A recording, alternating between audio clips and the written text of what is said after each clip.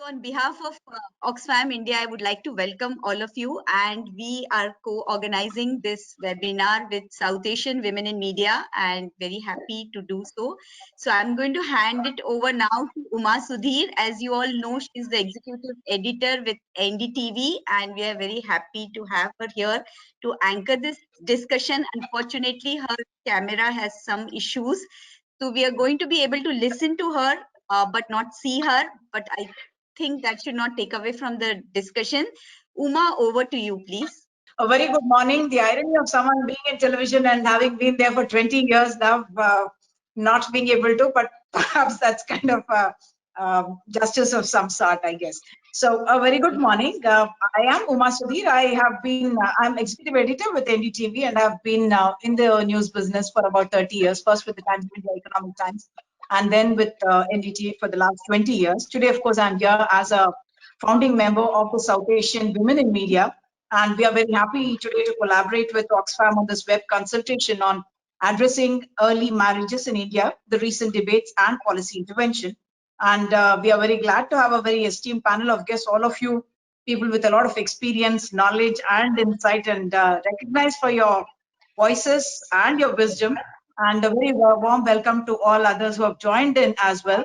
So before we start off, just a small introduction about what this South Asian Women in Media is. Actually, we are a network of women journalists based in Afghanistan, Bangladesh, Bhutan, India, Maldives, Nepal, Pakistan, and Sri Lanka. We stand for freedom of speech and fair and equal representation of women in the media, equal opportunity for women in the media as well. And we support a continuous and kind of an uninterrupted dialogue among the countries of South Asia and cross-border conversations between civil society and the media. And we are certainly opposed to ultra-nationalist, jingoistic kind of journalism. And we organize digital platforms for cross-border dialogue, provide grants to women journalists, and also arrange field visits, and we hold national and regional meets. And we seek to strengthen our membership across South Asia in order to create a community of South Asian women journalists. Many of these issues, of course, are very common to all the countries. Very often they're quite universal issues. So as a field journalist, just in the last couple of years, I think I must have had the experience of stopping at least 20 child marriages, even during the COVID times, actually. And quite a few over the number of years. I mean, some of those, one of the first child brides we reported on was from Madam Shanta Sinha's organization, and she went on to win the award, national award for bravery for standing up against child marriage and walking out of child marriage and going to school, and then she's a successful woman who is a professional also now. So is it linked to poverty? Is it linked to the cultural practices, education, or the social status of women, or is it really linked to practices like dowry? So while we in the media report on what is happening and what intervention is working and what is not, I think many of you with the experience and the research will give us that real picture. But just to set the context, we in the media very often wonder whether we should, at a time like this when we are talking about new laws that are being brought in to control who we marry, love jihad laws, and now we need the governments to tell us when you should marry as well? And do we criminalize youngsters who fall in love and or want to marry or be sexually active at what is considered a legally unacceptable age? And what about parents? Can we hold them liable? Since they are also very often victim of circumstances. And whether the new laws, I mean, this is of course in the context of the task force in June 2020, which speaks about making recommendations on whether the age of marriage needs to be raised from 18 to 21 and bringing about so-called parity between men and women, since men are supposed to legally marry only above 21 years. Since the Prime Minister also spoke about it in his Independence Day speech, so we do think the government is quite serious about it. And right now we are in a situation, I guess, where after the farm laws have been passed, we are now going to discuss what the provisions of that law is going to be, since an agitation has built up in the to the gateway to the national capital, doorsteps of the capital. So we don't want that kind of a situation. So before we are given laws which do not undergo enough amount of public debate, or we don't hear the voices, we thought we should do something like this. Since we don't even think gender groups will be capable of holding this kind of protest on the roads. So I'm going to first ask Amita Pitrit, who is a lead specialist gender justice with Oxfam India, to set for us the context and overview of what we are doing right now. Thank you very much, Uma.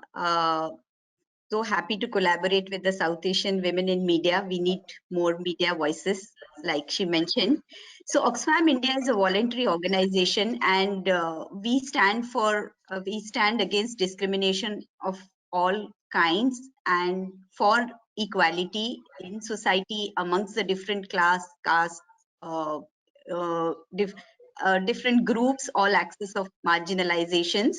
So from that perspective, I'm going to just start that all of us, as Uma also began, all of us have been on this side of the divide where we've been trying to make sure that child and early marriages don't happen. And then suddenly we find ourselves now discussing the pitfalls of the other side as well. So I'm going to begin with giving a brief background about why we are at all debating the age of marriage as of today. So like Uma mentioned, it all started off in June 2020.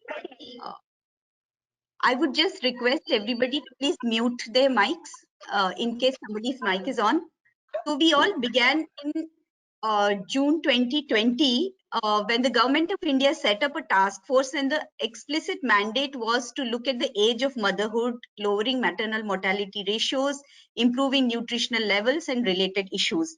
And it explicitly said that there should be suggestions made to improve the age of marriage through suitable legislations or legislative amendments. And that is when actually the alarm bells began to ring, because no doubt that we are all in, we really feel that girls have better choice and more control over their life if the age of marriage is higher. uh, and we also find that in middle classes, in the educated classes, the wealthier groups, there really has not been any necessity for any laws to increase the age of marriage. So then why are we today discussing a legislative measure to increase the age of marriage? Is this the best way to achieve it? What are the root causes of child and early marriages? What has worked to improve the age of marriage, and have we done enough to sustain that momentum? And will a law address any of these issues? And what are we thinking of it as just another harmless law which will be on the side and not really be a problem, and we should continue the other measures? Is that the perspective we are looking at, or does a law actually have harms, and what do young people feel about it? So today we have a lot of number of experts who are going to go into the depth of each of these issues. What I thought is I would lay out the field, the different issues that we are going to be discussing today. And talking about the young voices, we have a very good report, Young Voices report, which was tabled to the task force, submitted there. And it has the voices of about 2,500 young people from 15 states who talked about the ground realities that they face every day. And they were asking the question, is this law going to help us? So what our experience from the ground shows is probably it's not the law that has worked. We have seen that since the 90s onwards, steadily, the age of marriage has continued to go up. But we find very few cases lodged under the act per se, the Prohibition of Child Marriage Act.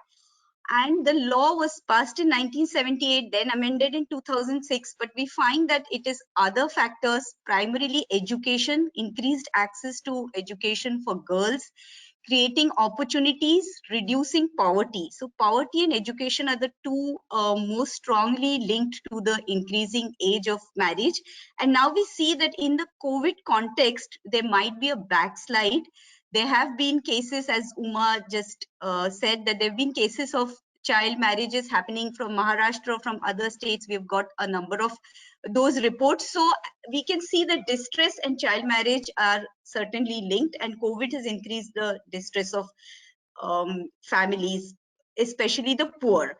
So now what do we then hope to achieve with a law which doesn't seem to have actually done a great deal, and there have been other factors which seem to have worked to basically increase the age of marriage.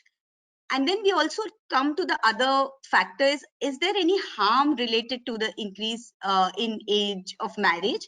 And to this, we find that there is a continuous aggressive movement towards, we all agree that it is a serious problem, but we are today debating what is the best way to address this problem. So we find that governments have been kind of aggressive in this. So we find in 2 states, in Karnataka first and then in Haryana, child marriages, underage marriages have been made void ab initio. So in the PCMA Child Marriage Act, there is a provision that when the young person attains majority, they can say that they did not want, their marriage was not with their consent, and they can always get the marriage annulled. But this making the marriage annulled or making it void right at the beginning is a new thing. So these are the 2 big legal sort of potentially legal developments that have happened and which are new. And there is a real risk then that early marriages may be driven underground, because we find that, and I'm sure Professor John will talk more about some new evidence that we have at hand, but we find that more than 50% of the marriages are actually happening under the age of 21 years. So is a law going to suddenly change that reality, or is there a real risk that marriages will be driven underground?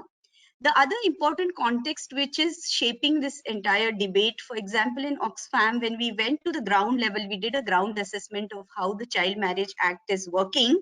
The child marriage prohibition officers told us that the first they get to know about any impending child marriages when there is an elopement of couples, and it's mostly the parents who are really anxious that this could be a marriage and they would like to stop it. And most of the cases, though, in these kinds of cases are being filed under the child abuse law, that is the POCSO law, which is the Protection of Children from Sexual Abuses, Sexual Offences law, which was otherwise meant to protect children from sexual offences. But the definition of the child, that is anyone who is under the age of 18 years, and an automatic criminalization of any sexual activity under the age of 18 years, which happened with the, when this child marriage, when this child abuse law was passed in 2012, that has created additional complications. So since 1940, we see that the age for sexual consent has been 16 years, and it was working okay until in the year 2012, and then with an amendment in the Indian Penal Code in 2013, the age of consent for sexual activity itself was raised to 18 years. So all sexual activity under the age of 18 years, that is including underage marriages as they are happening, and a considerable number are, they're all criminalized. So we are now seeing a lot of unintended consequences of laws which are otherwise meant to protect women. So I'm going to stop here, and I'm going to hand over to Uma to begin the discussion now, to look at in more detail what are these issues throwing up, the dilemmas they are throwing up. Thank you. Thank you so much, Amita. That really set the context for us. Now we go over to May John, who is, of course, Senior Fellow and Professor at the Center for Women's Development Studies in New Delhi. She was Director of the Center from 2006 to 2012, and been Deputy Director of the Women's Studies Program at JNU Delhi. Several publications and a lot of research backing that I think is very, very useful to us to understand what works, what doesn't work. I would request ma'am to give us a historical perspective and also evidence regarding both child and early marriage. What has worked, what's not worked.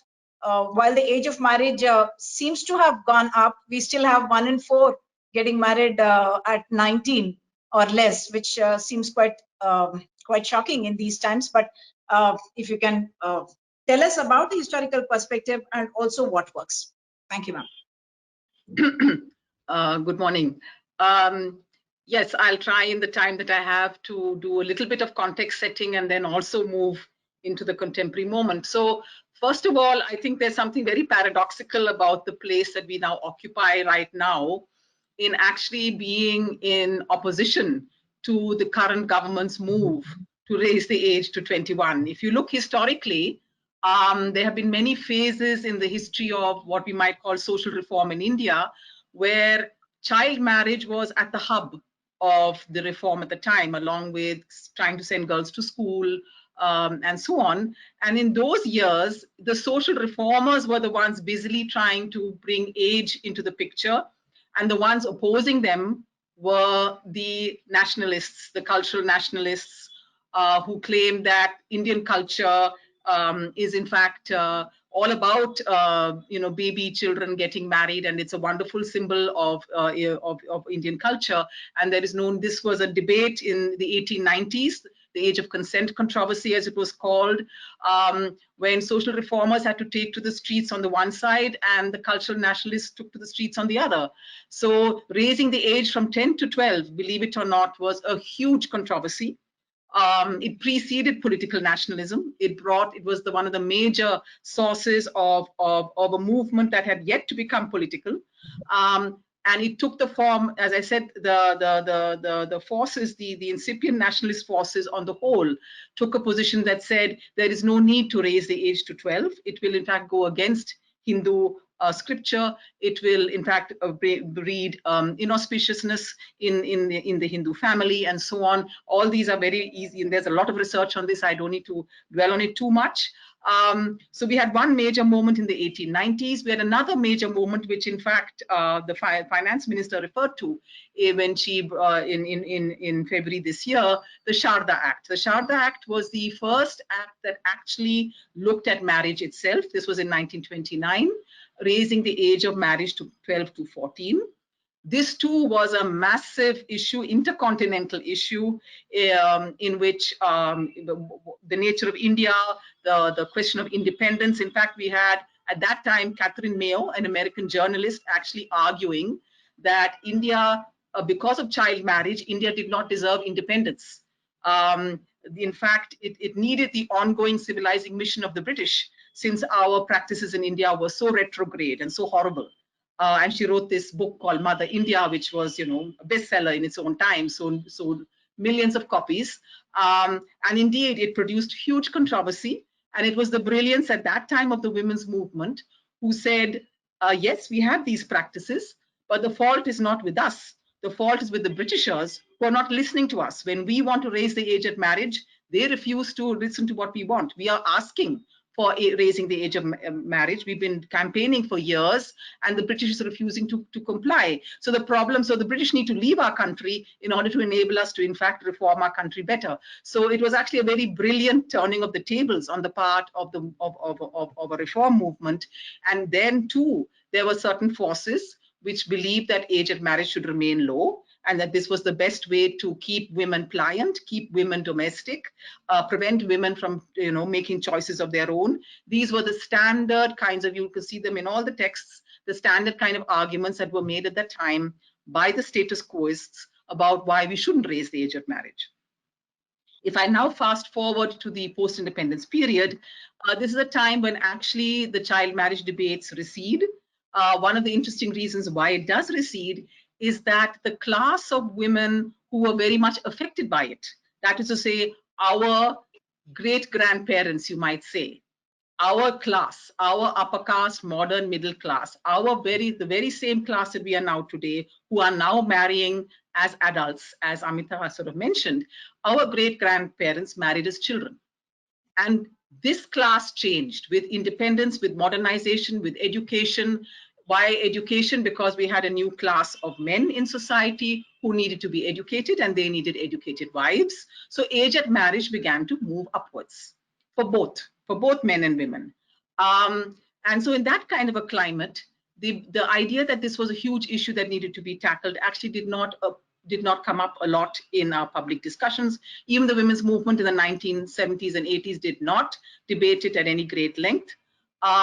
In fact, when after the national emergency was lifted, I don't know if you know this, it was in 1978, post the national emergency, that a new law in 1978 brought in 18 and 21, the law that we now have, 18 for women, 21 for men, was brought in 1978, and it created no ripple whatsoever. And in fact, it's a particularly not a very happy law if you look at its objects and reasons. Its objects and reasons are totally and centrally about population control. If you read it, you will see that this was the era, and we know the excesses of the emergency. This was the era of the population bomb. This was the belief that low ages of marriage was not so much a terrible Hindu practice, but rather one that produced too many children. And therefore, that the only way to control population was to raise the age at marriage. These were the debates, these were the studies that were going around in the 1970s. And this seemed a quote unquote safe way compared to terrible sterilization camps of the years before. Raising the age at marriage seemed like a good, safe way. And after all, it's also a positive idea to raise it from 15 to 18, and therefore did not invite any kind of opposition from anyone. And that has been the law that we've had as far as age at marriage is concerned. In between, I think others can speak to that, we've had the Prevention of Child Marriages Act, which was sort of modified in 2006. So now in this period of the post-independence period, we have had a slow, steady increase in the what you might call mean or median age at marriage.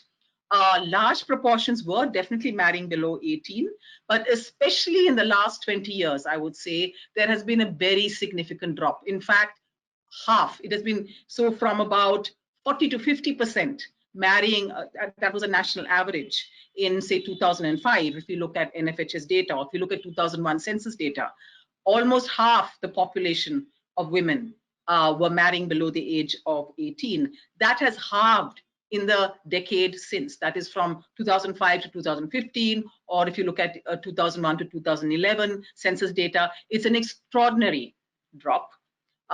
Nobody quite knows why and how that has happened, but one of the key drivers, it would appear, has been extraordinary levels of expansion in education.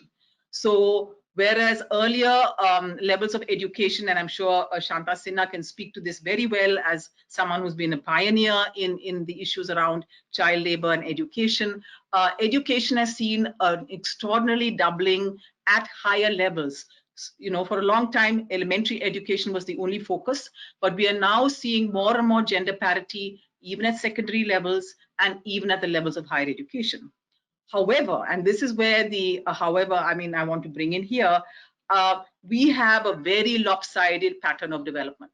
So yes, we have excellent data when it comes to education, but we have terrible data when it comes to women's labor force participation, women's employment rates. These have been either stagnating or declining, including in the high growth years. Okay, even in the post 21st century decades, there were actually stagnation and declines, and tiny proportions of a concentration of, say, better off, better educated women. There too, let us be very clear, large proportions of our class of women, highly educated, middle class, with affluent lifestyles, the largest proportion amongst us is a housewife in the technical sense of the term. Only a very small proportion amongst us actually works. In fact, amongst the agricultural and other groups, there are larger proportions of women who work for wages. Okay, so we have a very lopsided pattern of education that leads primarily to marriage. Compulsory marriage is our primary institution of social security, economic security, sexual respectability, and the space where children can be born. This is the institution we have in the 21st century. I'm not talking, 19th century social reform. I'm talking today. And the underbelly of such an institution is child marriage. That is to say, it's a hierarchical institution. Depending on where you are in this hierarchy, you will be having big fat weddings at higher ages with big fat dowries. And if you're poorer and less well endowed, you'll be looking to having less dowry, a quicker wedding, a less educated boy, and therefore a younger bride. This is the structure that is reproducing early marriage. And I'm very glad you've used the term early marriage in this webinar today. This is why we have early marriage. And as even the poor get more and more educated, as mothers put their faith in education for their daughters, their age of marriage is also creeping up. What happens afterwards? Are they more quote unquote empowered as a result? This is the question we should be asking. So my worry is that we're only looking at this figure declining, okay, which is I don't doubt it's a good thing. But are the women who are now more empowered than their sisters were earlier? It's a very interesting question to ask. Is every woman who married a little too young? You look at older women who married maybe when they were 13 or 14, some of them are extraordinary women. I don't think that their disempowerment has only been at the hands of the age at which they were married. It has to do with many other things in their lives that they have been able to handle and overcome. So why are we hung up about age? In terms of contemporary evidence, I can say very, very clearly that age is not the most significant vector in terms of pure statistical weightage. It is not the most, it's the least significant vector when it comes to all the things that were mentioned, the health status of a woman, her anemia, her nutritional status, the stunting of her baby, and so on. It is poverty. That is the single most significant vector. A woman, if she is poor and is marrying at the age of 18 or 17, and then tomorrow marries at the age of 20 or 21, does not just suddenly become non-anemic and suddenly become healthy and suddenly have access to fantastic levels of health care and antenatal care. Those things don't drop from the skies. Those things should be available as, and if those things are available even to an 18-year-old or a 17-year-old, she'll be all right, because biologically at the age of 18, you're okay. Your biological systems are ready to have children.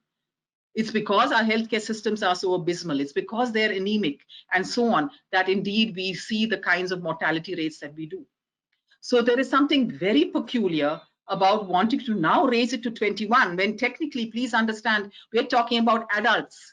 We're no longer talking child or early marriage. We're talking adults being forced to now marry as a minimum. This is a minimum in any case, 21 as the minimum age. I don't know where this exists anywhere in the world. I don't think anywhere in the world is 21 a minimum age for women. And somehow this is supposed to be in terms of parity for men. If you're so badly requiring parity, make it 18 for both, which is what the international covenants have. So why do we think that we can fix genuine problems of lack of healthcare, general problems of anemia, general problems of whether women what they can do after high school or even after elementary school in terms of access to education? Will a school suddenly or high school sprout up because tomorrow you've raised the age to 21? Will a college suddenly appear around the corner? I mean, this is a very strange way of thinking. These minimum ages are working for a certain class of women, and they're not working as well for another class of women. So let's ask ourselves why it's not, when we're all inhabiting the same space. I'll stop here and we can have questions later. Thanks very much. Thank you, ma'am. Actually, quite fascinating even for us who may have been reporting on these issues, but to think about the fact that, yes, you did mention that 18, you're good enough biologically, but nothing else is going to change. Perhaps your ability to negotiate is not going to change, and your health parameters are not going to change. May I invite Shanta Sinha, who's in fact done a lot of pioneering work on child education, child rights, child labor, and is a founder secretary of MV Foundation, which has been working for several years now out of Hyderabad and actually several other states as well, and has pulled out so many thousands of children out of work, out of marriage as well. I mean, the stranglehold of child marriage or even early marriage, and given them more opportunity, actually bridged them to get into that school and try to make that education available so that her negotiating space is better. Ma'am, I would also like you to talk about the rights of girls actually being taken away, perhaps because of this age going up from 18 to 21, if at all the government really intends to do so. Ma'am, Shanta Sinha, ma'am. Thank you for giving me this opportunity, and it was so good to hear Uma first and then Amita, and of course Mary John, and she's laid the entire debate so well. So what I can do is, I think, talk about what education does for girls, because that is where the entire focus has been, even of Mary. I mean, she talked about how there is a strong correlation between the delay in age of marriage and girls being educated, and that I think is where one should focus on.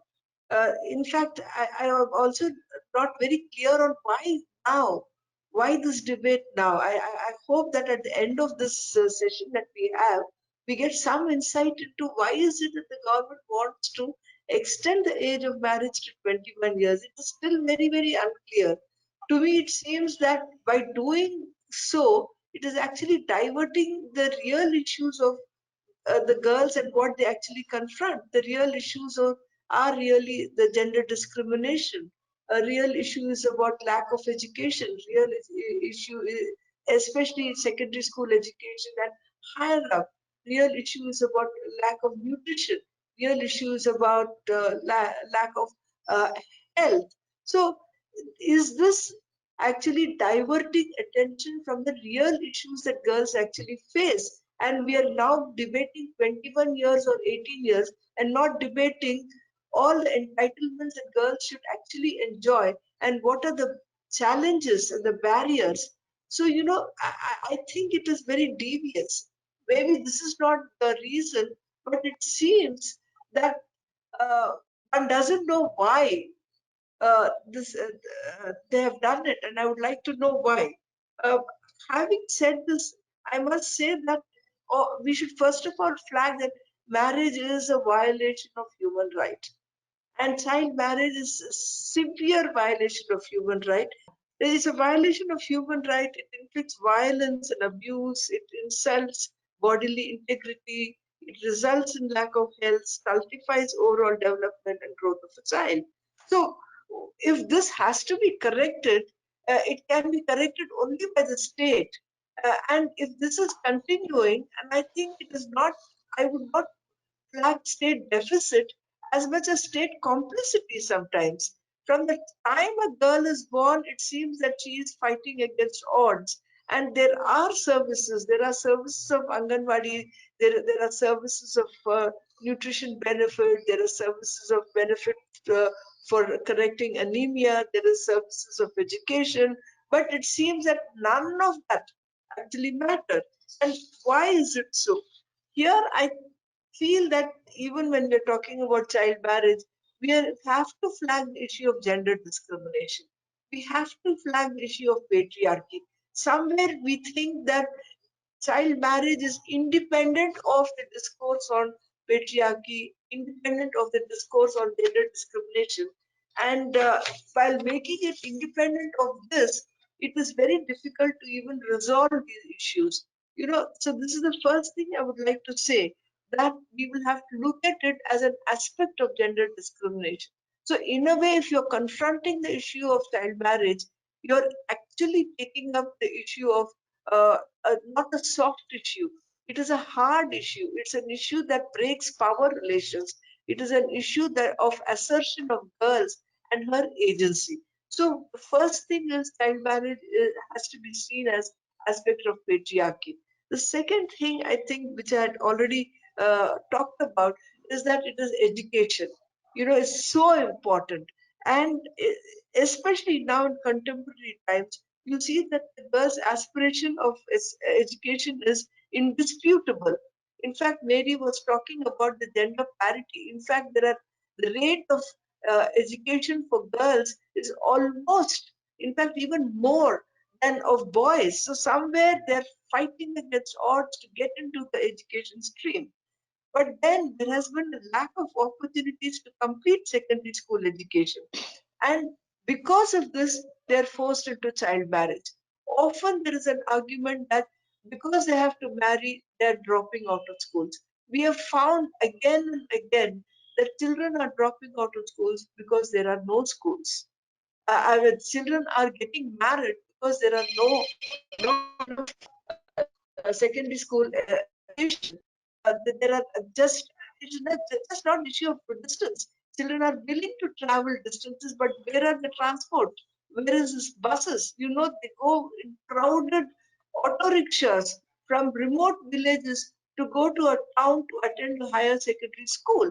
But I think these issues will have to be talked about. Then you find that this aspiration for education, this angst for education should be met by the state. And secondary school education most of it is private. It's not public, and we will have to press for right to education for all children till completion of secondary school education, and build all facilities for girls to make it possible to complete their secondary school education. That should be the demand more than anything else. So uh, then there is this question that if she is educated, then does it mean that the gender issue is been tackled? No, certainly not. You have girls who are educated, who have done phenomenally well. You have even in Hyderabad girls in the software industry who have done phenomenally well, and then they are facing a lot of abuse from their male partners who are not doing as well as the women. And there's a lot of violence going on even in the software industry. Just because you're educated, just because you're independent, and you're earning an income, that does not automatically mean the gender issues are resolved. So you will have to, with education, also talk on issues of gender equality and gender discrimination. But having said this, education is a necessary condition. Although it may not be sufficient, without education, you cannot even tackle gender issues and gender equality.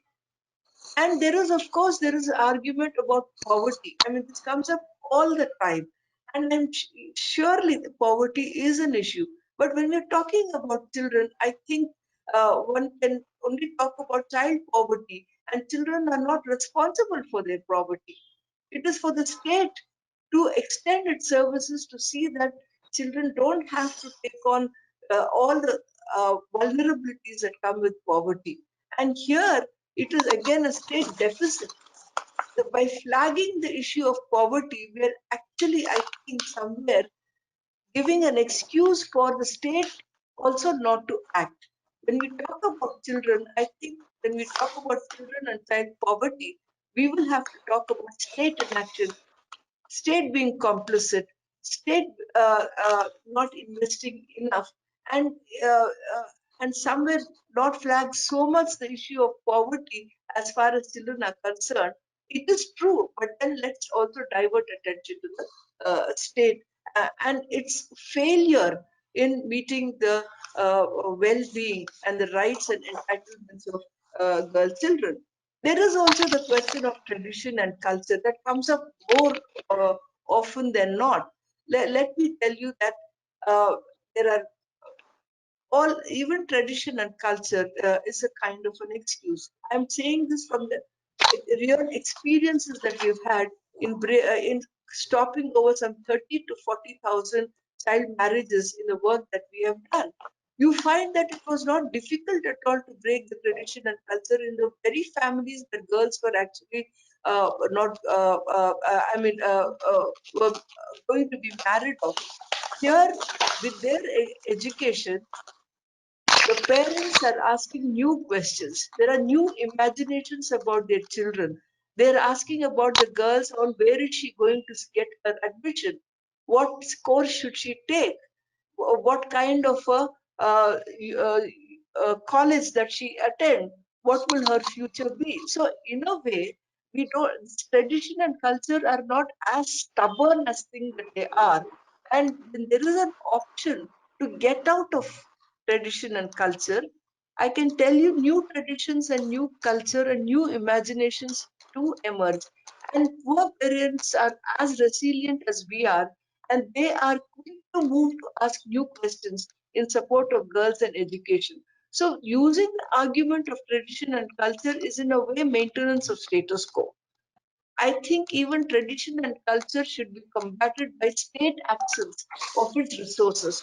So let us not fall into the trap of talking about poverty, tradition, and culture by letting the state get away with not providing enough for children. The last thing I would like to say is, then what is it that we must do?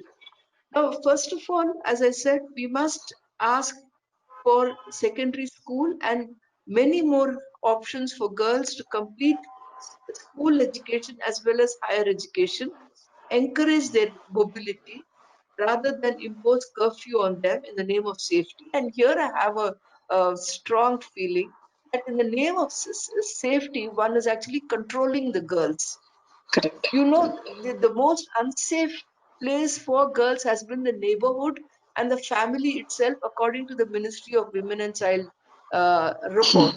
So it is not somewhere. And when your child is have to be sent traffic for work, then one never talks about her safety. So, in a way, I think we will have to look at the discourse on safety as a matter of controlling the girl, controlling her mobility. And especially when it comes to education, we always talk about safety. I think we should move away from the argument of safety. We have to give her access to education. We have to see that she does not miss education because of her periods. We have to make public services, public transport free for her, free education until she finishes post graduation. While doing this, we will have to have a civil society movement or an action for gender equality. We have to build agency, girls, and support girls who exercise agency and build awareness on laws and rights. And we should, of course, stop cash transfer schemes such as Kanya Shri, Rajashri, or whatever. I think this has done far more damage by sending a message that the best that had happened to a girl at the 18th year is that she is happily married after her, ever after. Instead, one should ask for cash transfers for pursuing higher education. So we have to focus on empowerment and not on marriage. And I agree with all that Mary has said, so I would not want to repeat on that. And basically saying that let's focus and ask for education. Education has been the best contraceptive. Education has been the best method for stopping child marriages. And through education, one can even take further the action for gender equality and gender parity. Thank you. Thank you so much, Shanta Sinha ma'am. Even, we just had first anniversary of Disha rape and murder case. And even when that came up, the debate was about, uh, constraining women, their workspaces and their travel to keep them safe in order to keep them away from all these kind of violence that they were met with. And the evidence from the ground reporting also shows, very often parents are saying there are no schools, no colleges, no safe spaces, no safe travel, no hostels like we have had here for that age group. And that's the reason why they are marrying off. So very much the need of the hour.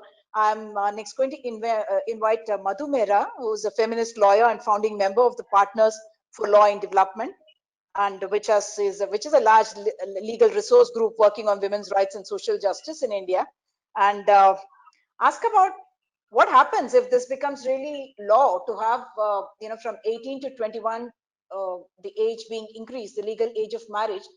Even otherwise, we have had this debate about whether so-called child marriages should be made void, or the women's rights needs to be protected again under what is being called as early marriage or child marriage.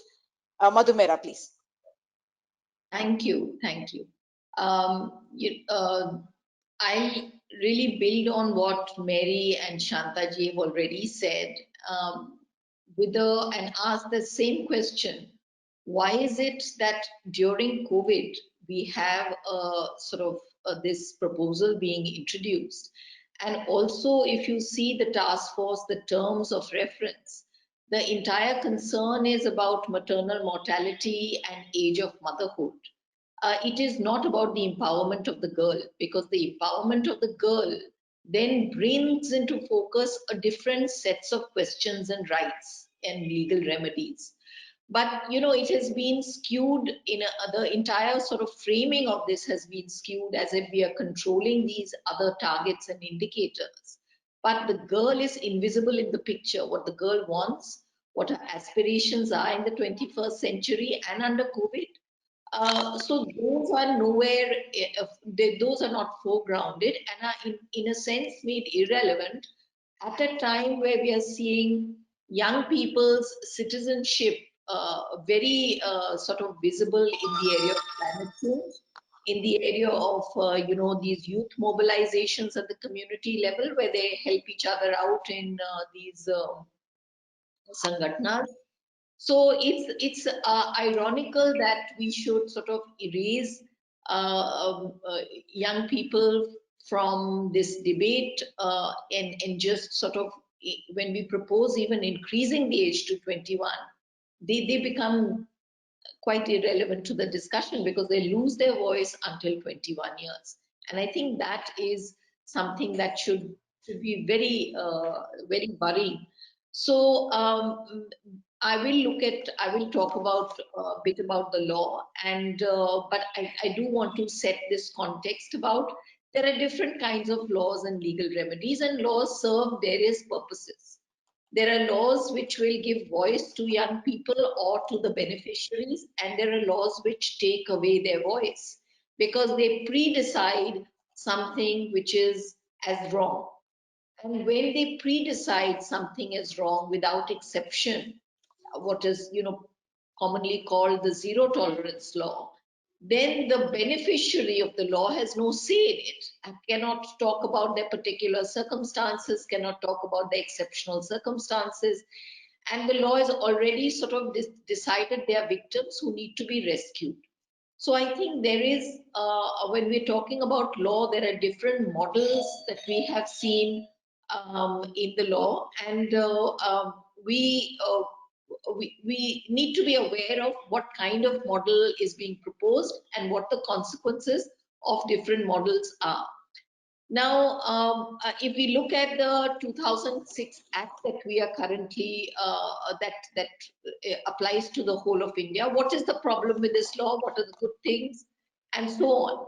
I think one of the things that are very important features of the law is, yes, there is 18 and 21, which are the ages of minimum ages of marriage for girls and boys, which are sort of different.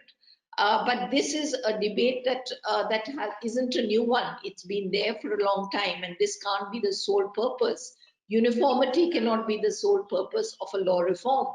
There's got to be some other gain, or a problem that evidence might, evidence might suggest.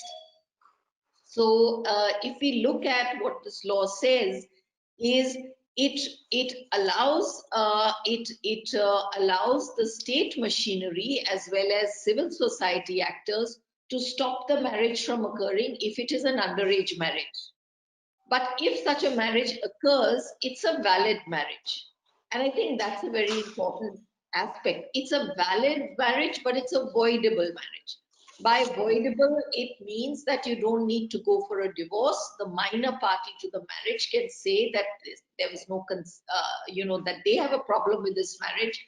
They wish to exit from this marriage, and they would simply have to go to court and have it voided.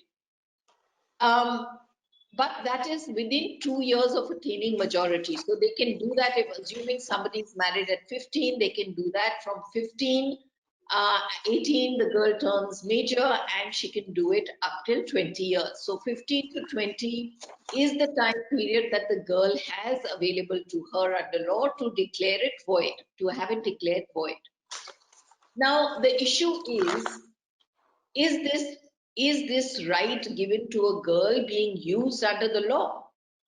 And if it's being used, how it's being used, and if it's not being used, what can we do to strengthen their use? That would be a question worth asking. So another feature of this law is that the girl is entitled to matrimonial rights while she is married, and she is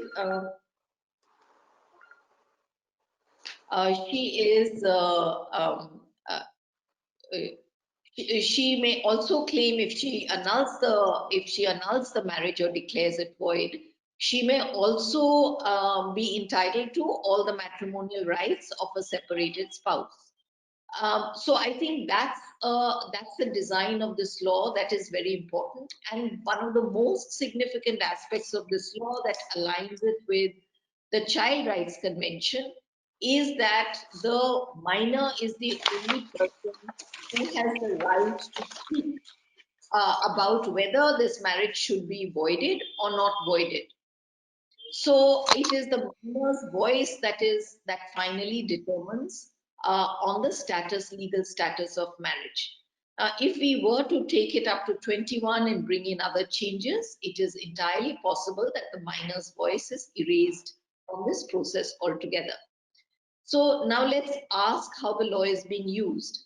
One of the exercises we did at Partners for Law and Development is to look at community groups that are working with youth collectives to ask how they are using the law or how they encounter the law in relation to underage marriages. There are two scenarios that appear. One scenario is the girl who wants to stop a marriage from happening or wants to escape a marriage she is already entered into. And in that scenario, the frontline workers tend to not use the law to prosecute, but they tend to use the law and the threat of prosecution to essentially get the district administration, the child protection system, and the police involved in negotiating with the community and the families. So the law has is extremely powerful in giving them the status to negotiate with the community and the family and to ensure that the girls are able to get out of the marriage that they do not want, and they also take it further to ensure that girls are able to get what they want in terms of education, in terms of maybe moving to a different town, in terms of getting a vocational course and getting her involved in other youth groups so that she's not isolated. So these are the things that are that we documented as being kinds of interventions. Now, frontline workers and CBOs tell us, community groups tell us that it's not easy to go to the police and report a case, especially by the girl alone, because then the families get to know, the police informs the family disappears the girl, and the girl is then inevitably married off quietly. So relying upon the police is not really the first option, but the CBOs and frontline workers go to the police quickly after they have done the preparatory work of evidence collection, and they have, in a sense, garnered the attention and support of the other stakeholders like the administration and so on. So I think we learn something very important about the law here, that the police is not there to immediately act and enforce the law, that it is most likely to alert the family and the community leaders, and the trajectory will be something quite different, which the law does not stipulate or plan for. Now, the other aspect in annulling these marriages is also that there are huge fines for breaking a promise to marry. And these fines, the law is not concerned with it. So it is for the families to bear, otherwise they face social debt. So these are different aspects of the reality, our social realities, which the law is completely silent on and has no engagement with, apart from, say, annulling or declaring something void, or even just stopping a marriage when that does occur, which is why community groups use the negotiation process rather than the prosecution process. Now, the second reason why community groups get involved is when a couple has run away and is now facing legal prosecution, criminal prosecution. In that case, they get involved in then trying to ensure that the girl is safe and monitoring the case. Often it is young people who come to them asking for help. Young people come to them asking for help against the police and their own families. Because with the POXO, which does not allow sexual consent to adolescents until adulthood virtually, it means that young people then are liable to very serious criminal prosecution, and community groups get involved at that juncture. So that's the data we have from community groups. Now, if you look at the data from from the case law, which is all the reported legal judgments. We've looked at 10 years, 83 cases of different kinds, habeas corpus cases, PCMA cases, as well as POCSO and other IPC cases.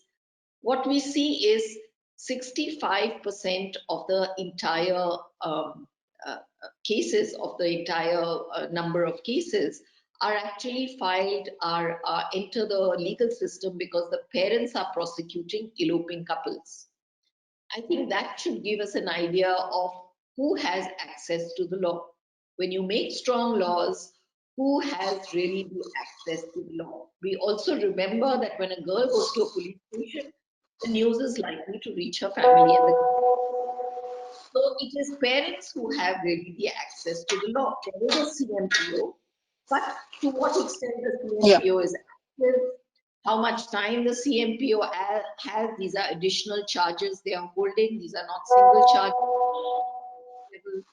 So I think there are all these aspects that we need to understand, which tell us a story about how the law functions. Now, ask that there are 35% of cases which are different, which are not cases filed by parents. And that's very interesting that we are looking at cases which parents and the young people themselves bring about to court on an arranged marriage, which has gone wrong, which has failed for various reasons. So they are, when they find incompatibility, violence, dowry, or several of the other issues why marriage breaks down, they use the annulment feature. Yeah. So, so I think what we understand is that do we want laws that really enable the young people to assert claims and rights, or do we want laws that pre-decide for them what is wrong for them and what is right for them, and take their voice, their agency completely out of reckoning, which is the biggest worry here, both in love jihad, what we are seeing, as well as here, that until 21, if when the age of marriage is at 21, we are going to have elopement cases filed against girls right until they're 21, no longer just under 18. And that's something to worry about. I think actually we are having a lot of people who are raising their hands as well, so I'm going to ask you to reserve your comments for the questions as well, because many issues that you're throwing up which are kind of things that people would want to debate and ask you. Quickly also going across to, before I go across to Patricia, many people who would like to ask questions, please to type in the chat box so that they have the questions ready and we can quickly go through, because there are many issues that have been raised by the panelists which people who want to ask questions regarding. So Patricia, I know her of course as a fellow journalist. She's also been a social activist and someone who is editor of Shillong Times, and she has had several awards in the field of journalism and also for her social work actually. Patricia, Madam Shanta Sinha mentioned about culture and tradition being used as excuses very often for pushing through what established forces in society seem to want. To come from a part of the country which is seen largely as having very distinct traditions and cultural setting, and does that play a role first of all in making decisions like these, and does one size fit all when this debate comes up? Madhu just spoke about, you know, whether you ask youngsters for their opinion, also whether their views are completely ignored and you're kind of saying that we are the experts and we'll tell you what to do. Do different parts of the country get their voice heard as well? Patricia. Thank you, Uma. And I'm going to ask Patricia as a journalist to keep the length less so that we have some questions at the end. Yes, I'm not going to take too much time because I think the panelists have already outlined very important issues. But I want to go back to Shanta, who said education is the best contraceptive. But what sort of education? I mean, is this run-of-the-mill education helping us in any way? is the present education system gender focused? Is it gender sensitive or just gender blind? This is a question I think we need to ask ourselves. Are we building women's agencies? Where are the women's voices? I come from the northeastern region and from a state that is known for its matrilineal practices. But even here, women do not enjoy reproductive rights. They can't say, they can't decide on the family size. And we have very strong traditional institutions that are embedded in patriarchy, although we are a matrilineal society. And that's the irony of the whole thing. In other states like Nagaland and Mizoram, it's far worse. Women have absolutely no voice. And tradition is the alibi for not giving voice to women. So, wherever you turn to, wherever you look at, you begin to ask this question: are women able to speak for themselves? Now, I am here going to tell you that I had my first child at the age of 18, but I was kind of fortunate that I was the only child, and or rather, I'm the only child and had a mother who was very supportive. She was a single parent. She helped me to bring up that child, and she put me through college, which is something that is incredible. Working very hard. She was not very educated.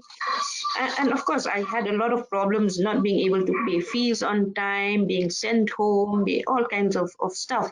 But somehow one was able to make it and to be able to speak about other women who perhaps go through the same thing. Now, we have been talking about women's empowerment for a long time. I think it's time to put this word, this slogan on its head and look at it very critically. What have we done in the name of women's empowerment? How have we built women's agencies? And what have women achieved under this slogan or because of this slogan? Because women still suffer a lot from social mobility or social immobility. Isn't this one indication of women's disempowerment? And the education system that we have in our country, especially in the smaller states, is it liberating or just helping to build our professional competencies? And then if you look at the gender division of labor, it is still very skewed in favor of men. We have not even addressed this at the family level where it needs to be addressed. Because I think patriarchy is so embedded in our system. You look at the government, it also appears so patriarchal. So where is the gender sensitivity that comes in, even in this proposed bill of again raising the age of marriage to 21 years? So it's there are many other issues as well which we need to look at separately. But I agree with Shanta again when she says, or maybe it was Mary John who said, that we need to have a very comprehensive policy to look at women's empowerment, women's skill building capacities, and the fact that your gender labor force participation of women, that the data is not even available, I think is very problematic. And we are in a society where even among the very educated, we're still very concerned about getting our girls married off. I have a daughter who's 40 and she's not married. She's working with the UN, and everybody is asking me, why are you not finding someone for her? So how do we then go and speak or talk to our sisters in the rural areas if we ourselves are so conditioned by these sort of thoughts? And then when you look at the word empowerment, most definitions of empowerment focus on resources, on agency and achievement. But agency also means the capability and the freedom to make individual choices. Do our women really, able to do that? Ever Are they ever able to make their own choices in the family? This is a question requiring a lot of debate. And about deciding the age of marriage, is the mother consulted at all, in the family? So I think I'll stop with this because it's better that people ask questions and we answer those questions, which may be very pointed, rather than go on a thing on a discussion like this. So over to you, Uma. I think I prefer to answer questions, in fact.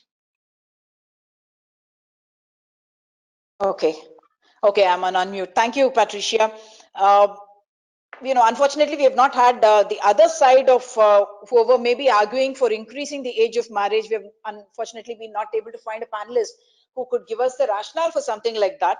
While all the panelists have spoken about the futility of increasing the age of marriage from 18 to 21 and saying that other interventions are in fact required, and investment in empowerment, education, all the economic, kind of upliftment, all that as important points. But I want you to talk to me about what could be the dangers of increasing this age of marriage from 18 to 21. Any of the panelists, Shanta ma'am, Madhu, or Mary John, if you can, what you see as an immediate danger of something like this being increased from 18 to 21, the age of marriage, legal age of marriage. I could just jump in because I have to leave in 5 minutes. I have an examination to hold. The first immediate danger of raising it is that actually we are turning things around. We've been talking about the fact that there's been a decline in child marriage, early marriage, that it's actually the proportion of those below 15 is actually down to 6%, and those between 15 and 17 is about 20%, which is, as I said, a drop of half. If you're going to raise it to 21 and make those who do marry at that age, if that proportion doesn't change too much from what it is now, you're making it the majority of Indian women coming under a criminalizable situation. We are going to declare overnight that more than half overall, and when it comes to those amongst the very poor, we're talking between 70 to 80% of our very poor quintiles, the ones who are barely making it above the poverty line. 70 to 80% of these women are marrying before the age of 21, and they will turn into people without any legal protections. So why are we doing this? And if it is in the name of somehow making them, as I said earlier, if we think that their anemia is going to go away because they're now tomorrow going to marry after the age of 21, then we're kidding ourselves. The data absolutely reflects it. Okay. Also, I want you to talk about this age of consent and age of marriage. How should we look at both of these issues? And is there any correlation to when the first child is born or children start coming? I won't talk about, let Madhu and others talk about the age of consent question. Yes, it is true that children are born very soon after, within a year of a marriage, the children are born. But the point I'm trying to make is that if you look at purely biological age, then the actual biological question, that is to say, a woman at the age of 18 is biologically, in terms of her reproductive system, is okay. If she's otherwise healthy, she's okay. If she's anyway anemic, if she's anyway thin, then she's not okay. But that's because she's anemic and thin, not because she's, So actually, strictly speaking, a 17-year-old getting pregnant and having a child at the age of 18 is, strictly speaking, by our epidemiological and biological, is all right. Okay, so why are we also going on? Because I do believe there is a fertility concern, and even that fertility concern from yesteryear is reappearing today, and actually that too has no evidential basis. The poor today are also having small families. The only bad state in our country is Bihar. Many of our states with high prevalence of child marriage, like West Bengal, have some of the lowest fertility rates in the country. So even at this level of an old problem of population control, the evidence doesn't support it. So we are really wondering as to what is it about the law that makes it seem so, like, I think this government wants to sound somehow very gender egalitarian all of a sudden. I don't know what is their game. I really don't know. Okay.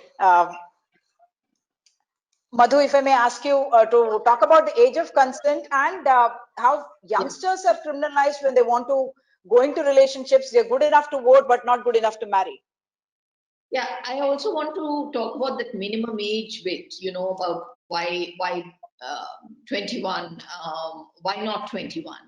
Is that a minimum age is actually only a minimum age. It's not an ideal age. Many of the conversations that are happening where people are saying 21 is okay, and then somebody is saying, no, 31 is okay, and 25 is better. We are not talking about an ideal age of marriage. The law can only set the threshold to minimum. And that minimum has to correlate with the age of adulthood. You can vote, you can buy property, you can sell property, you can contract. You are liable to fulfill conditions of contract at 21, at 18 when you turn adult. So there is no reason why at 18 a person should not be able to decide if and whether they want to marry. Now, the issue is that the debate on ideal age of marriage is also, for many of us who are working on gender equality, would not be the way we would frame the debate. We would say, why is marriage so compulsory in India? We would not be talking about the ideal age of marriage. I mean, look at what Patricia said about her daughter right now. Girls who are highly educated and are well employed are fighting back the pressures of marriage. So I think the debate is really the law can only set a minimum age which has to work for the most vulnerable as well as for anybody else. So it can't take the bar up so that the most vulnerable get criminalized as a result. So that's my one point. The second point about your saying the age of consent. Yes, unfortunately, in 2012, when this when POXO came into being, and POXO was a very important law because there was really no law on child sexual abuse. What did happen as a result that the age of consent got pushed up to 18, and that means that adolescents from puberty up to adulthood have no right to sexual consent for anything. Not just we're talking about sexual intercourse, but not even for petting and for caressing. All of that has become a crime that makes them victims of sexual abuse. It's a very ironical situation where, in the guise of protecting, and this is an example of legal overreach, in the guise of protecting young people from sexual abuse, you erase their sexuality in law completely. And in fact, at that time, Shanta Sinha was came out with a report which is excellent and which we cite to this date, giving a very graded approach that up till what age, from 12 to 14, non-penetrative sexual consent is possible. And from 16 to 18, penetrative sexual consent is possible if it's non-coercive in nature between peers. Now, this is how you would actually enhance rights of young people. Now, when you are saying that the age of marriage would go up to 21, it is very likely that girls who are already unable to access sexual health services, sexual health information, reproductive health information and services would also face the stigma until 21, because 21 is the age when they can disclose they are married.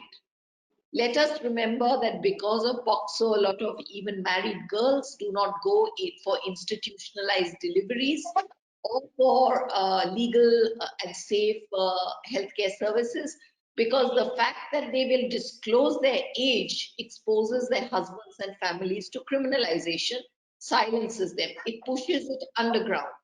So we are making girls more and more vulnerable. We are making poor communities more vulnerable to criminalization. And that, I think, is the linkage between the two we must remember. Can I add a little bit to this? Yeah, Uma? Amita, please. Yeah. Yeah.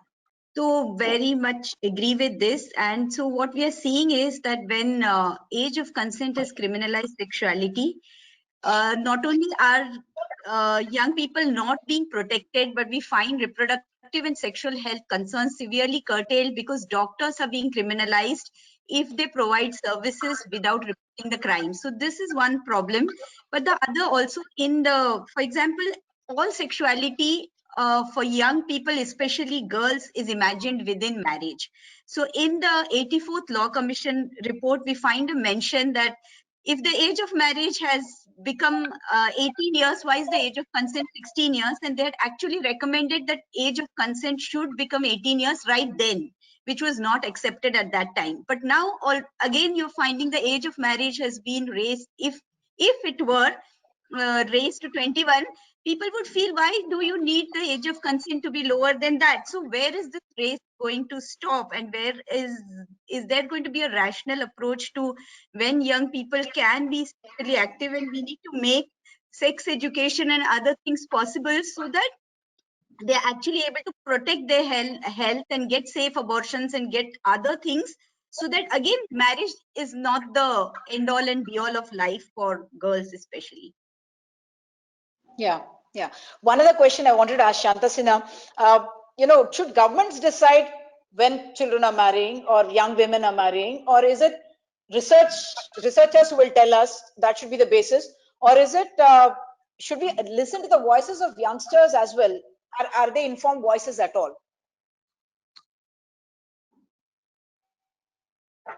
Were you able to hear me? I think she's mute. She needs to unmute, I think. Needs to unmute. Shantaji, you need to unmute. I think this panel is very unusual for us, this Sorry, I format. lost track of the question. Uma, can you please? No, I was asking whether we need to listen to youngsters' voices as well. Governments are deciding based on whatever their recommendations Surely. of the task force No, possibly. no, I And think then there are researchers. I think law has its place, and 18 is an acceptable law. At the same time, I think young voices have to be heard as well. I mean, they're not two separate things. And we have heard the young voices, and you've heard the girls say things like you need education, that we need to be empowered, we need support structures. So both are important. Law is important. Listening to young voices are important, and because the strength comes from listening to those who are fighting and struggling for their rights. You and me are empowered to take more action because we listen to voices crying for justice. And so it is so important to listen to those voices that gives us strength to carry the struggle forward. If those voices are scuttled, then we do not have the kind of the strength and energy to take things forward based only on academic. I'm not saying academic is bad. Based on academic exercise alone, we get a lot of moral courage listening to young voices on what they think is important for them and how they would like their lives to be not controlled and how they would like freedom. So I think law is important and listening to voices also important. But bad laws are not important. Legislations are important, but that does not mean that you should support all legislation. If the legislation is bad, of course we counter. Because legislations are in a way dangerous and not dangerous. They're dangerous if they set a wrong, as in the case of POXO, as in the case of the child marriage extension, they're giving the wrong perspective on what they view the society should be. But if they give a right legislation, then it is quite an ammunition to take forward and to build societal norms in favor of girls. So I think right legislations are very, very important to take carry forward the effort for freedom. And I would like to go back to Patricia. And I agree with you entirely that what kind of education, especially in the context of gender, and the school curriculum, I think, is sadly lacking in terms of gender perspective. From classes 1 onwards, you find we did a scrutiny of textbooks in Telugu, and we found the gender bias, in the way the pictures are, in the way they depict the boys, the way they depict the girls. Surely, I think this is an important issue. Also, I strongly feel that from class 1 onwards, boys and girls have to be oriented to issues of gender discrimination. Uh, and do it, of course, in a very positive sense. in a way that they don't be socialized into looking at girls as unequal to boys. It has to start very, very early and through schools. That is very strongly believed. Yeah, and like Amita was mentioning, by connecting the age of consent and the age of marriage, the suspicion is also that this entire process is towards controlling the sexuality of girls and young women as well. Shanta ma'am, you also had this thing about violence and age of marriage. What does the research there tell us? I mean, is the violence in marriages No, more? I mean, we had, there is a research everywhere to show that the abuse that the girls face, when they're married early, in fact, it is physical violence, it is sexual violence, it is total control over her mobility and movement, it is pushing her into slavery and voicelessness. In fact, we have done a study on girls who have been married very young, 2 years after the marriage. What happened to the 2 years of their lives? There was not a single story that had uh, told us that the marriage was good. In fact, we had seen that there were, out of 90 cases, there were 7 suicides. There were at least some 12 cases where girls have gone into deep depression and they've been come back home. Even the marital home wouldn't accept them because they have younger siblings to get married. And there were 3 girls who were walking on the streets, totally depressed, schizophrenic, with no clothes on, and didn't know how to handle. So these are the stories of children, you know. And in fact, I would say that we would have to look at the issue of 18-year-olds as children and have a very different kind of a perspective in terms of state responsibility towards children. The, while both women and girls face similar predicament, the state responsibility and obligation towards girls enhanced is enhanced far more if they are seen as children and if they are not clubbed along with women. You know, this is what many of the children's rights groups are talking about. You know, girls have to be seen as girls and not as women, which means then you take up the agenda of education, you take up the agenda of life skills, you take up the agenda of opportunities and choices, of reproductive health care. There are many agendas for treating a girl as a girl is different from treating a girl as a woman. Therefore, also, I would think that one must separate the issue of child marriage from extending it to 21 years. You know, I mean, you Ma'am, have to look at them as children, and therefore it has to be mentioned as 18. And I would yeah. think of it as one more reason for why it should be 18 and not 21. Yeah, someone is in fact wanting to know the report that you had put out about graded sexual freedom that was mentioned by Madhu Mehra, where they can access it. If you can just share that information, that would be useful too.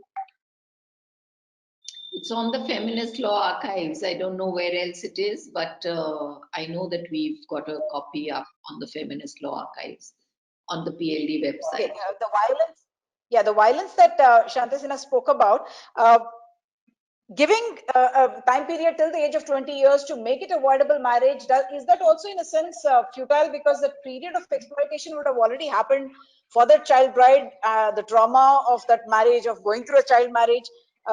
Is it useful to just, this whole debate about whether child marriage should be wide, or to protect the girls' rights or to protect the young woman's rights, you still have to give her the choice of whether she wants to make it a void marriage or claim her rights?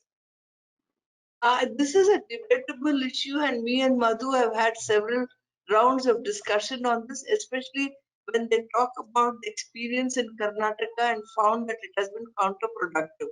So I would say that you will have to make it voidable, uh, but simultaneously prepare the community, prepare the civil society to support the girl. Uh, when she is walking out of a situation of marriage. I think we will have to take sometimes very strong stance.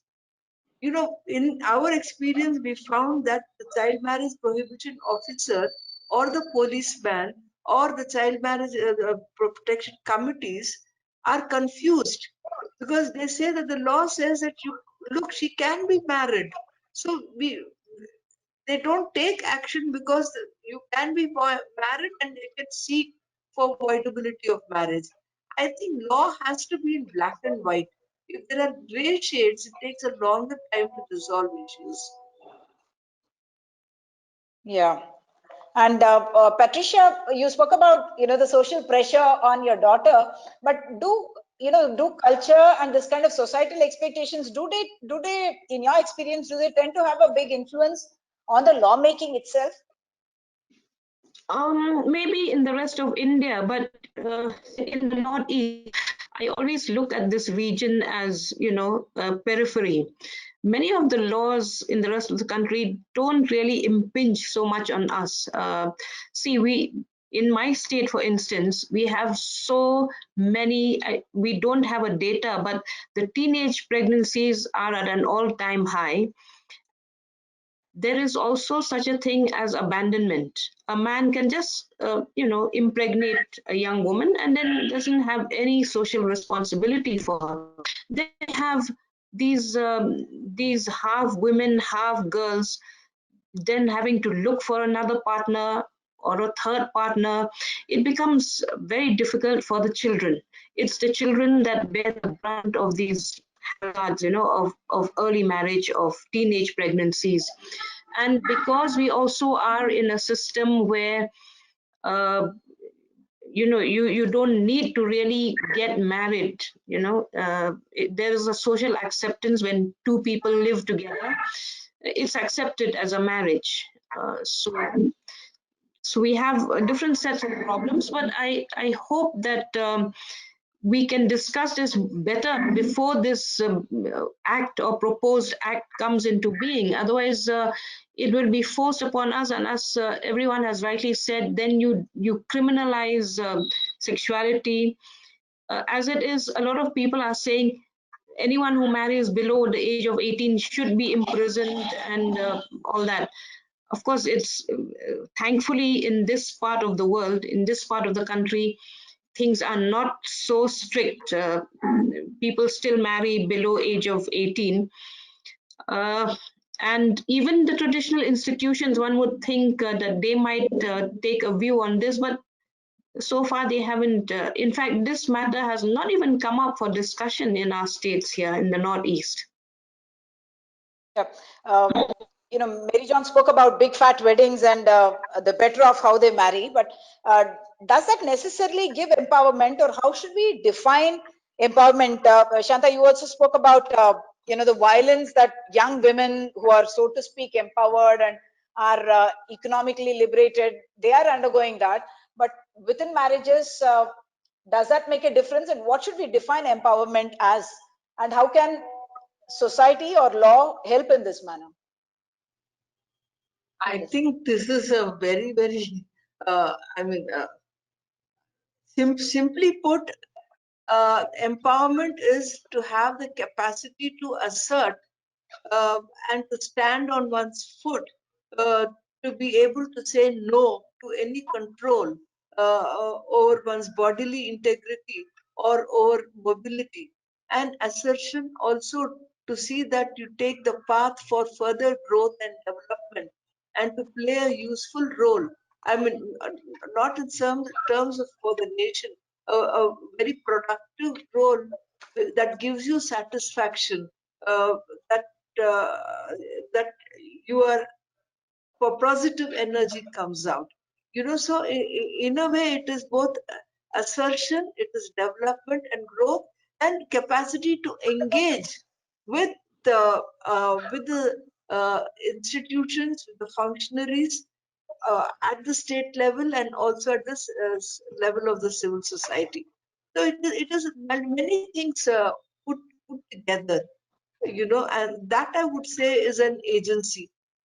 Having said this, I would not say it is an agency when a girl who's 12-year-old or 13-year-old says that I don't want to go to school, I will be at home taking care of my sibling.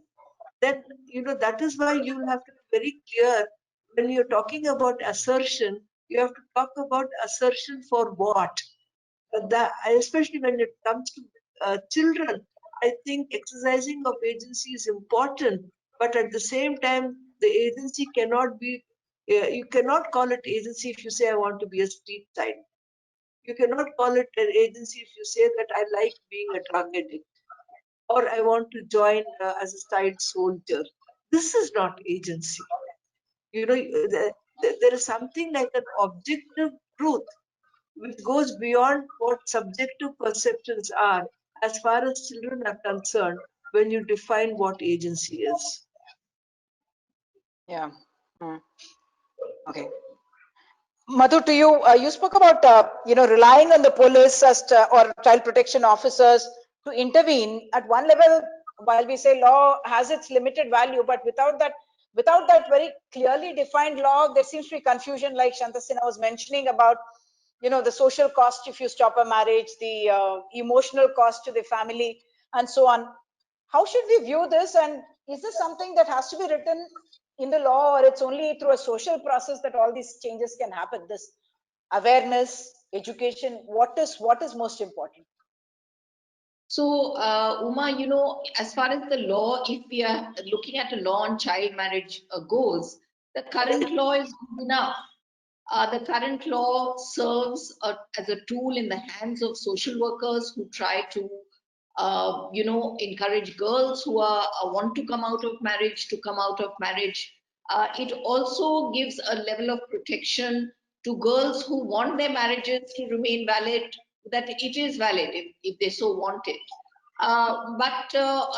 So a law has to enable many options. Child marriage only, or the word, underage marriage only signifies an age description. It doesn't signify any other characteristic of the marriage. There may be kidnapping, there may be force, it may be arranged, there may be domestic violence, there may not be domestic violence, there may be the threat of honor killing from the natal family. So the context will vary. Therefore, the law has to allow for a nuanced approach and certainly should have a factor in the voice of the girl or voice of the minor in question. And I would say it should not criminalize unless there is a aspect of trafficking or violence or all of those things. Now we do know domestic violence laws exist even for girls in their natal families. Domestic violence laws should cover. Our question is, why are those laws not protecting enough? We've seen under COVID what has happened. The level of abuse has escalated because women have nowhere to go but be in their homes and take on so much of housework, which ordinarily they might have even got help from or shared it. So in that context, we have found that law has been of no help. In fact, the entire infrastructure has collapsed and it's only been the frontline workers who rendered some help. So let's have a law that recognizes its limits. And I would be very, very wary about law that is punitive, that creates a zero tolerance model, which is no exception. As we've seen in Karnataka, there are marriages that are happening, but now the girls have no matrimonial rights because they are wives in social terms, but they're not wives who are legally recognized. So what is the benefit to the girls? Because the state is not there, the state is not protecting them. All this then goes under the radar, and I think that's worrying. Yes, in order to empower girls, we need quality education. We don't need random education. The lack of quality education is the reason why girls are dropping out at the secondary level and the senior secondary level. They don't see a benefit in their lives. We need comprehensive sexuality education right from age 0 because it's age appropriate. Girls should know exactly the situation that Patricia talked about. Girls should know how to protect their bodies. Girls should know where to seek help. There should be no stigma against seeking help. There should be no stigma about disclosure of sexual activity. Right now, the stigma is so much, girls don't seek help and their body bears the brunt. Psychologically, you know, they suffer harm. So But I Madhu, think can I come in here? Can I just come to in here, please? if I just might, you know, complete this thought, that we need a model where the minor or the child is at the center and we are supporting that child. We are enabling that child. We are not policing that child. I think that's the model we want. Can I just come here? You know, when you talk of sex education, we are really short on vocabulary. We can't use, you know, every state, every language has its own names for the sex organs. But all of those names are considered cuss words. So how do we even come up with a vocabulary for sex education Yes, without making that's it, you know, a horror word? that's a challenge, but sexuality education is broader than sex education. It would even encompassing understanding gender, caste, the power relations between you and others in society, and to be able to recognize where you stand and how to navigate those differences, those hierarchies. So sexuality education would be much more broader to understand why my mother is doing all this housework, why the housework is coming to me and not to my brother. So I think we need that kind of holistic sex. You know, the problem with the earlier understanding of sex education, it's a mechanical biological act, but without the social context, which makes us vulnerable, which makes or some people bear the burden and another person be able to sort of walk out of that situation like yours. So I think we do need to find a way that we can talk about privileges, we can talk about vulnerability, and the individual empowered with the knowledge of hierarchies. So how do we move to that? Yeah. Okay, I think we will wind up now. A lot of interesting thoughts and a lot of perspective and insights that all of you have given us. Thank you so much, Mary John, Shanta, Sinha, Madhu, Mehra, Patricia, and thank you so much, Amita. I hope this does uh, find more resonance and is debated more and heard more, actually. I hope we can share it on more media platforms. And you had some proposal to, in fact, have some kind of a paper out of this, which you can share with the authorities since they are not part of our discussion. Yes, we are planning to document this, and we will bring out a more crisp statement, hopefully, and share it with the governments. So thank you very much, Uma, for steering us through this really complex discussion. And thank you to all the panelists from our end for a really good discussion. And I would also like to thank South Asian Women in Media, because I think this is a very powerful group which will, you know, take the voice to many different media from here. It will get a voice even outside this forum. So thank you very much. And we'll keep you updated about if we do something with this kind of documentation. We will keep you updated. Yeah, thank you so much. Thank you. Thank you.